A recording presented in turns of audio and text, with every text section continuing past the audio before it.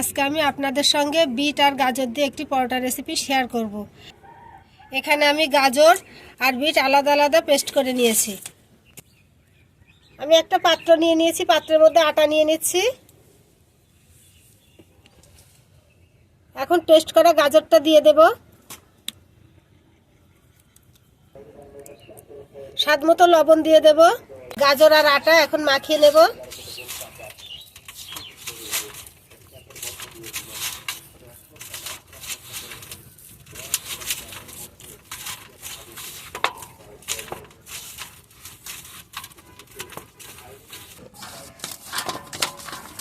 আমি আটা আর গাজর খুব সুন্দরভাবে মেখে নিয়েছি, নরম একটা ডো বানিয়ে নিয়েছি। এই যে এরকম নরম একটা ডো হয়েছে। এখন এটা আমি উঠিয়ে রাখবো। এটা একটা পাত্রের মধ্যে রেখে এখন রেস্টে রাখবো।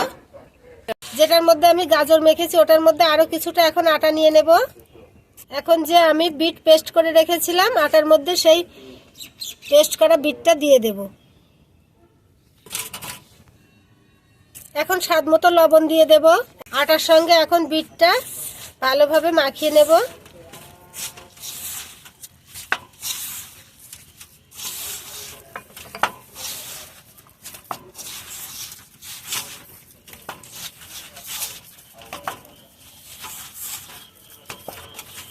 গাজরটা রেস্টে রেখেছিলাম, এটা এখন একটু মাখিয়ে নেব।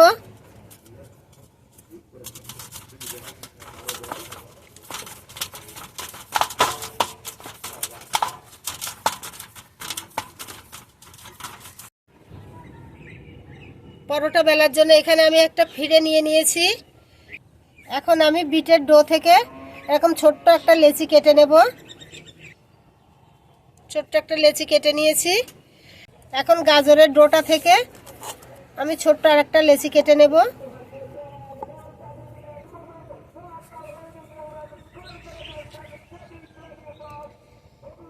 এখন এই দুটো লেচি আমি একসঙ্গে এইভাবে জয়েন দিয়ে নেব।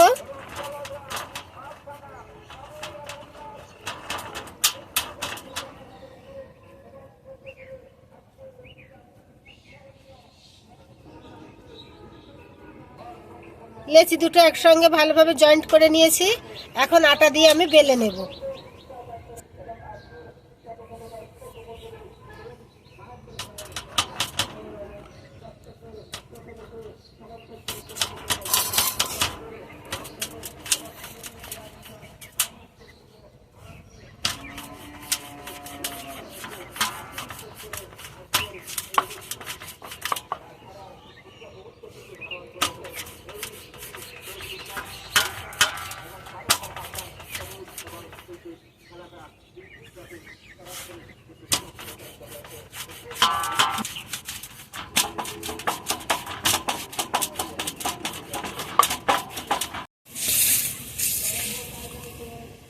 এখন এই রুটিটা আমি ভাঁজ দিয়ে নেব।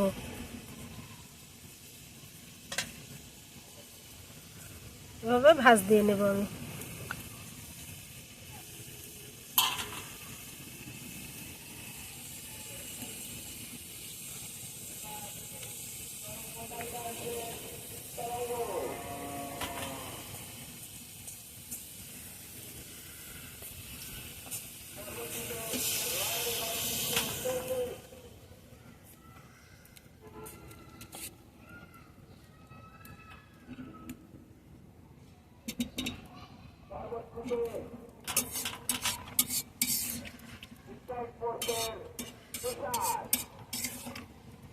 এখন ভাঁজ দিয়ে এইভাবে ঘুরিয়ে নেব। এটা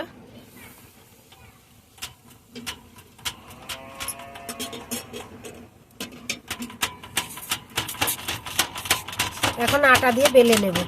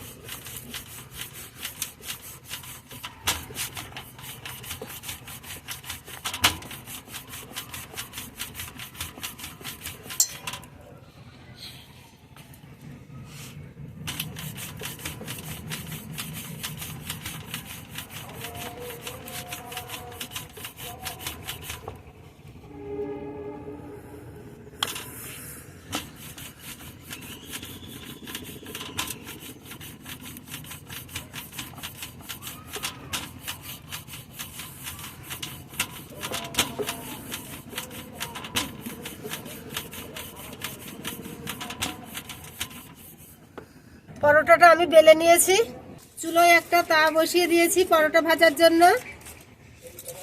তাওয়াটা গরম হয়ে গেছে, এখন পরোটা দিয়ে ভেজে নেব।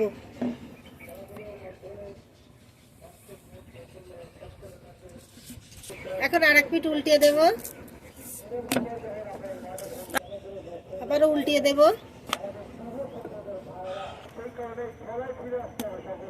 আবারও উল্টিয়ে দেব।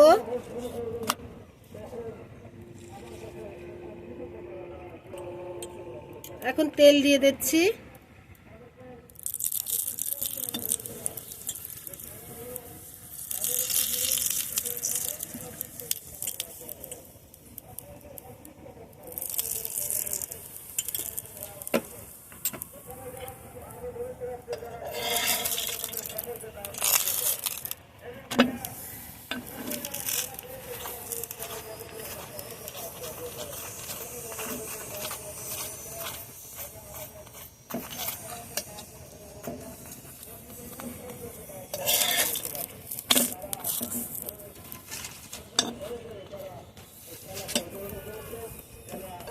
পরোটাটা ভাজা হয়ে গেছে, এখন উঠিয়ে নেব।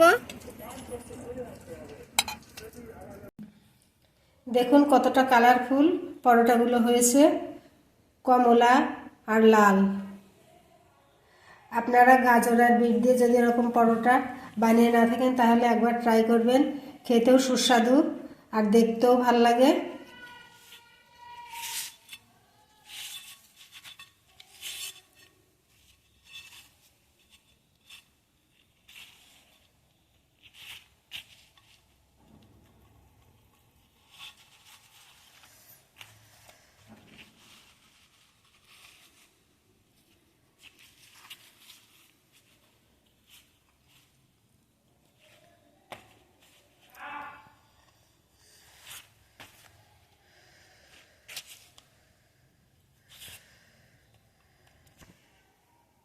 আজকের ভিডিওটি ভালো লাগলে একটি লাইক দিবেন, কমেন্টে জানাবেন কেমন হয়েছে।